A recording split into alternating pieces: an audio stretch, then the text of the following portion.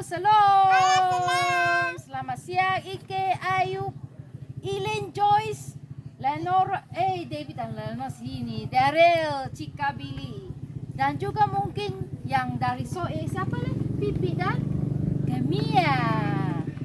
Nah, sebelum kita mulai, kita nyanyi satu lagu persembahan kepada Tuhan. Mari kita nyanyi satu kali. 1, 2, 3. Betapa hatiku berterima kasih Tuhan, Kau mengasihiku, Kau memilikiku. Hanya ini Tuhan persembahanku, segenap hidupku, jiwa dan ragaku, sebab tak ku miliki harta kekayaan yang cukup berarti untuk ku persembahkan. Hanya ini Tuhan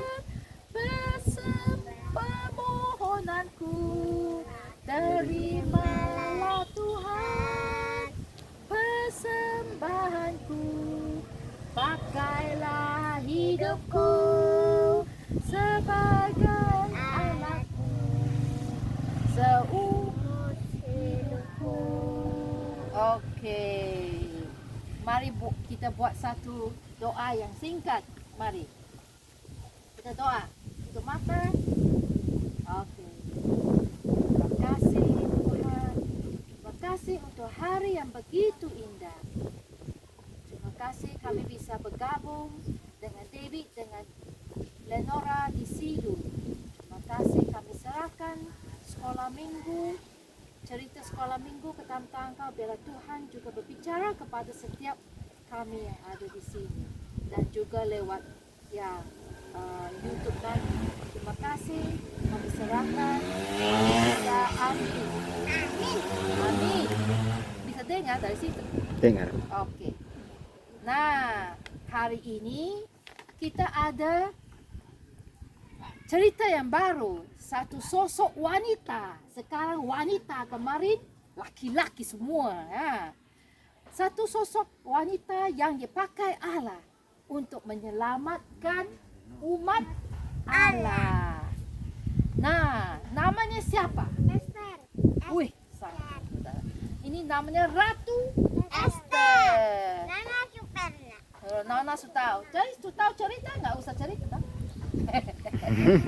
Mama. Oh, ya, jadi ada suatu hari di kota namanya Susa. Susah. Bukan Sidu, Susa.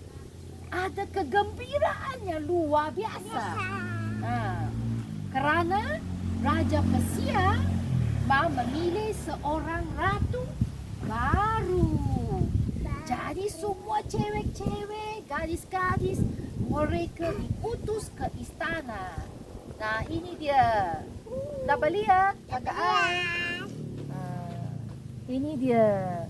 Mereka lagi kumpul masuk ke istana. Coba bayangkan kalau Lenora, Joyce, Ike atau siapapun, Ilen disuruh ke istana. Kamu excited tak? Kamu semangat tak? Wih, kita mau masuk istana ya. Nah, bayangkan. Itulah suasana pada waktu itu. Ini siapa? Esther sangat senang. Jadi sepanjang tahun, bayangkan sepanjang tahun, mereka diberi makanan spesial. Ada buah, ada makanan enak. Dan mereka selalu ada make up, ada ini kutex, semua dikasih oleh raja. Supaya nanti raja akan memilih seseorang yang terbaik dari semua gadis-gadis yang cantik. Jadi kita sudah tahu salah satu orang yang diutus ke istana ialah siapa? Esther. Esther. Dia seorang apa? Kita kan seperti David, orang Silu atau orang Kupang. Tapi Esther seorang apa? Bukan, Yahudi, orang Yahudi. Nah, orang tuanya, raja itu orang lain. Raja itu dari Persia. Nah, jadi orang tuanya sudah meninggal. Jadi dia tinggal dengan omnya. Omnya namanya Mordekai. Nih, Mordekai. Coba lihat. Ini nih. Di omnya namanya Mordekai. Nah, dia menyimpan jadi dia bilang suatu hari Om Mordekai ini bilang ke Esther, "Kamu ni cantik loh." Ya, umpamanya kasih tahu Lenora, "Kamu ni cantik loh. Nah, saya yakin raja akan pilihmu, Esther," gitu. "Tapi jangan bilang ya, kamu orang Yahudi. Itu mesti jadi rahasia. Rahasia, jangan kasih tahu ke raja." Jadi Esther dengar dan ikut apa yang dinasihatin omnya, bapa kecilnya, ya. Jadi akhirnya dari semua gadis-gadis, semua cewek-cewek yang cantik dia lihat, ini cantik, ini cantik. Itu dia lihat, beta pilih Esther. Esther yang menang dari semuanya. Esther itu sangat manis dan cantik, ya. Dan seluruh kota ada libur, ya, ada hari libur. Karena raja sudah memilih Ratu Esther. Ini dia. Raja Xerxes itu pilih Esther. Ini gambarnya. Jadi Esther menikmati hidupnya di istana, ya. Jadi bapa kecilnya juga kerja. Bapa kecilnya nama siapa? Mordekai. Dia yang kerja di istana. Jadi dia cerita kepada Esther di sebelah, kan istana besar doh. Apa yang terjadi di sana dan sebagainya. Dia kasih tahu ke Esther karena Esther ialah ratu, ya. Jadi satu hari Mordekai ini dia dengar ada orang rencana mau bunuh siapa? Bunuh raja. Jadi dia cepat-cepat kasih tahu Esther. Jadi Esther lalu dengar itu, dia serta-merta dengan kasih tahu ke raja.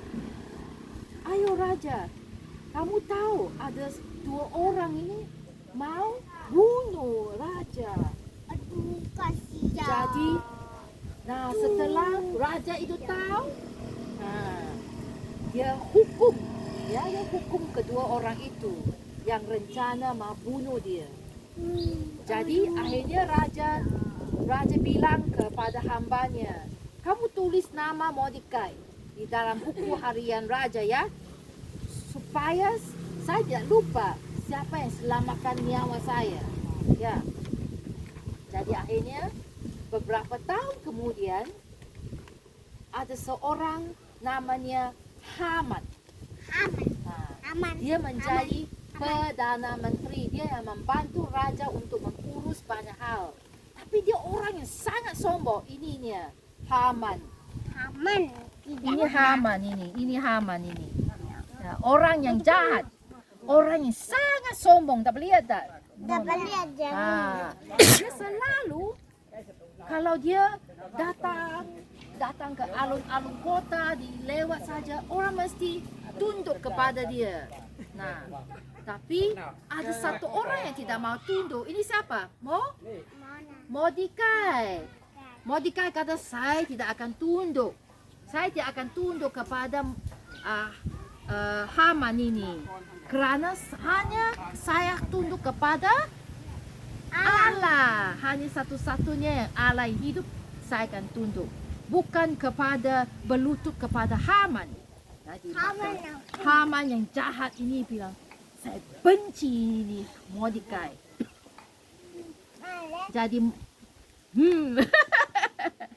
Jadi Mordekai bilang, bukan. Haman bilang, 1 hari nanti kamu tunggu kamu tunggu. Jadi 1 hari dia pikir-pikir rencana. Dia datang kepada raja. Ya, raja. Yang terhormat, yang terbaik sekali. Ya, saya ada ide yang bagus. Ya, jadi dia datang kepada raja. Dia bilang, tersebar di tanah raja, di tanah seluruh tanah raja, ada orang yang tertentu itu tidak hidup seperti kita loh. Mari kita suruh mereka patuhi semua hukum-hukum perintah. Karena saya sebagai Perdana Menteri, saya nasihatkan raja agar singkirkan mereka. Usir mereka. Singkirkan jelah, usir mereka. Nah, Haman itu seorang yang pandai. Jadi dia bicara kepada raja ini. Raja itu kata, ini yang bagus juga Kalau orang tidak patuhi hukum saya, dia harus ya, atau diusir. Dia tidak boleh di sini lagi. Jadi dia kata, oke. Ya. Nah, ketika Mordekai dengar perintah raja itu, dia sedih enggak? Sedih. Karena Mordekai itu seorang yang Yahudi. Nah, orang yang Haman tidak suka ialah orang Yahudi. Jadi dia pergi kasih tahu Esther. Ayo Esther. Inilah waktunya kamu mesti kasih tahu ya kepada raja bahawa kamu seorang Yahudi. Kamu mesti kasih tahu, jangan simpan rahasia lain. Ya. Aduh, bagaimana? Esther bilang. Bagaimana saya kasih tahu? Karena ini semua perbuatan Haman. Ya, dia tidak akan berani lakukannya kalau dia tahu Ratu Esther itu seorang Yahudi. Jadi coba kamu mohon kepada raja untuk selamatkan kita, ya, selamatkan hidup kita. Jadi coba gambarkan kalau kamu Ratu Esther dan kamu harus kasih tahu raja itu rahasia, takut enggak? Takut. Jadi dia juga takut. Biasanya saya diizinkan, kalau ratu diizinkan untuk ketemu rajanya kalau dipanggil. Kalau kamu tidak dipanggil, kamu masuk di istana ketemu raja, kamu mungkin diusir atau dipenjarakan. Ya, itu mati, ya. Jadi Ratu Esther takut. Jadi akhirnya dia juga suruh Mordekai, tolong suruh ini orang-orang umat Yahudi itu, umat Tuhan itu supaya berdoa. Kita jangan ya dibunuh atau bagaimana. Jadi Esther 1 hari datang kepada kamar. Dia langsung lihat, datang ke kamar ketemu Raja Xerxes.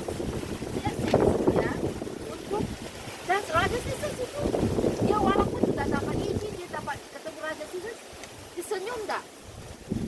Wih, senyum, dia senang. Hai, cantik. Ratu saya ini kenapa gitu. Nah, jadi Esther bilang, coba Tuan nanti saya ada hidangkan makanan yang lezat sekali. Nanti datang ya dengan Haman. Nah, ini hidangan lezat. Bagus tak? Bagus tak? Wih. Bagus sekali. Jadi Haman juga senang. Saya juga diundang loh. Saya juga diundang loh. Dia senang sekali. Terus, ya. Jadi setelah itu raja itu telah senang. Jadi besoknya apa ya? Tapi Esther juga diam-diam berdoa. Dia kasih tahu raja rahasianya. Ya. Jadi malam itu setelah dia makan habis hidangan itu, raja itu tidak bisa tidur loh. Dia tidak bisa tidur, dia bolak-balik. Kamu pernah rasa tak? Tidak bisa tidur. Begini juga sendiri. Begini juga bisa. Begini juga bisa. Tak bisa tidur ini karena mana? Oh, jadi dia raja ini kata mengeluh, hei, kenapa tidak bisa tidur? Mata biji masih segar, kenapa nih? Akhirnya raja bangun dan dia baca buku hariannya. Siapa yang ada buku harian? Ya, raja juga ada buku harian. Dia tulis apa yang dia lihat. Nah, tiba-tiba dia baca, wih, kemarin dulu ada orang rencana mau bunuh dia. Siapa yang kasih tahu? Mordekai yang kasih tahu. Dia tanya ke hambanya. Raja tanya ke hambanya. Ada tak saya pernah ni kasih penghargaan untuk Mordekai? Hamba ini tidak pernah pelayan itu tidak. Jadi besok harinya, tahu tak apa raja kasih penghargaan bagaimana ke Mordekai? Kita lihat ya. Dia kasih pakai jubah gagah. Gagah tak? Mordekai. Dan kasih dia kuda untuk duduk. Surah Haman, ayo Haman, kamu bawa kuda dengan ini. Siapa lagi? Mordekai jalan-jalan di kota. Kasih tahu ke orang, inilah caranya raja akan hargai sesiapa yang beritahu raja, yang melayani raja dengan baik. Kamu mau duduk di kuda enggak? Kasih jubah yang bagus ya. Nah, setelah itu raja terlalu senang kan? Dia happy sekali. Jadi dia pergi jenguk siapa lagi? Ratu Esther. Aduh sayang Ratu Esther, kamu ingin apa? Nanti raja akan kasih lah. Hadiah apa? Apa saja yang kamu minta saya akan kasih. Raja itu kata. Esther itu tapi dia kasih tahu, raja, memang saya sudah kasih simpan ini rahasia. Mungkin tidak, raja tidak tahu saya ini orang Yahudi. Tapi ada orang mau bunuh orang Yahudi ini. Jadi raja dengan dia marah ke sonde. Dia marah. Dia datang kasih tahu tapi dia marah. Siapa itu yang mau bunuh orang-orang Yahudi? Jadi Esther tunjuk itu Haman tuh. Haman. Dia mau coba lari. Akhirnya dia ditangkap karena dia jahat. Karena dia jahat dan tidak heran. Jadi raja itu kata, tangkap dia, penjarakan dia. Karena dia rencana mau bunuh orang Yahudi dan istriku, ratuku. Jadi akhirnya Mordekai yang jadi Perdana Menteri, akhirnya dia ambil alih tempat Haman. Semua kekayaan Haman itu raja ambil semua dan kasih kepada bukan Esther. Dia kasih ke Esther. Ya. Jadi apa yang kita bisa belajar dari ini cerita ratu ini? Nah, Ratu Esther ini belajar untuk percaya kepada Allah yang hidup, Allah Yahweh yang hidup, ya, yang melindunginya ketika dia takut atau dalam bahaya. Jadi dia juga mengucap syukur. Jadi kita harus mengucap syukur dan terima kasih kepada Allah setiap hari. Itu yang Ratu Esther lakukan. Kerana Allah yang dapat menyelamatkan umatnya. Jadi bagi adik-adik, kakak semua yang bisa belajar, kita juga harus seperti Ratu Esther. Percaya kepada Allah Yahweh yang Yesus panggil Allah Bapa dalam hidup kita semua. Supaya kita bisa melewati hidup kita Walaupun susah atau sukar, kita tetap bisa berdoa supaya karena Allah ada jalan keluarnya. Ya toh? Jadi, tapi sikap hati selalu ada berterima kasih, mengucap syukur kepada Allah, ya. Okey. Mari kita berdoa, kita tutup dalam doa. Mari kita tutup dalam doa. Tuhan Allah, Allah Yahweh, yang Tuhan Yesus panggil. Terima kasih Allah karena keselamatan Engkau yang begitu nyata dan Engkau sangat hidup. Engkau mengasihi kami, ya Engkau mau menunjuk jalan yang benar bagi setiap kami.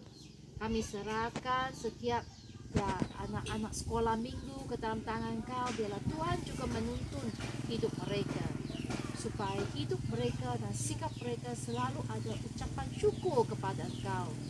Terima kasih Tuhan untuk waktu ini. Kami serahkan hidup kami sekali lagi ke dalam tangan Engkau. Kami berdoa semua ini hanya di dalam nama Tuhan Yesus. Kami berdoa kepada Allah Yahweh, Allah Bapa kami. Haleluya. Amin. Oke, stop.